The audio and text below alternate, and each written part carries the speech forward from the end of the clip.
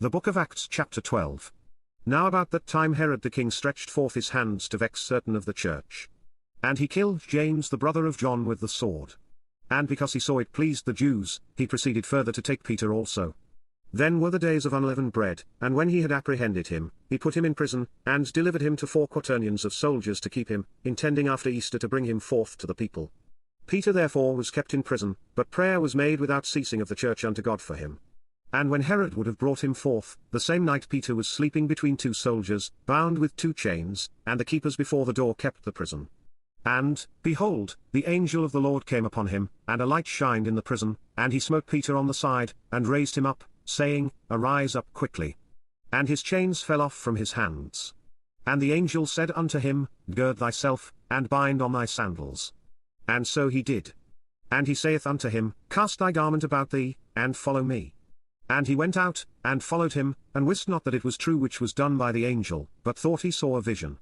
When they were past the first and the second ward, they came unto the iron gate that leadeth unto the city, which opened to them of his own accord, and they went out, and passed on through one street, and forthwith the angel departed from him.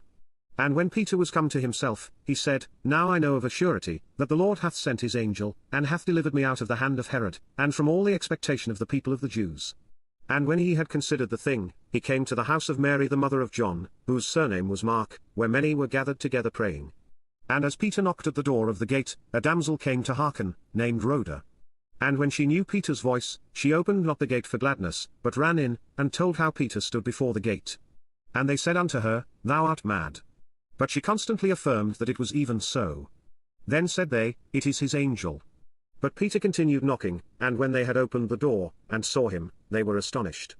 But he, beckoning unto them with the hand to hold their peace, declared unto them how the Lord had brought him out of the prison.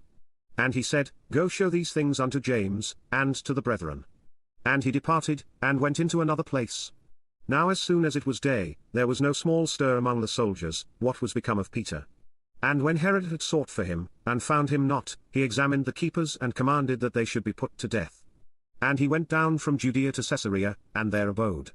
And Herod was highly displeased with them of Tyre and Sidon, but they came with one accord to him, and, having made Blastus the king's chamberlain their friend, desired peace, because their country was nourished by the king's country. And upon a set day Herod, arrayed in royal apparel, sat upon his throne, and made an oration unto them.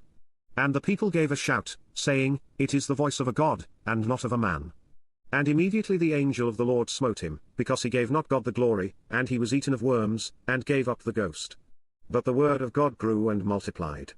And Barnabas and Saul returned from Jerusalem, when they had fulfilled their ministry, and took with them John, whose surname was Mark.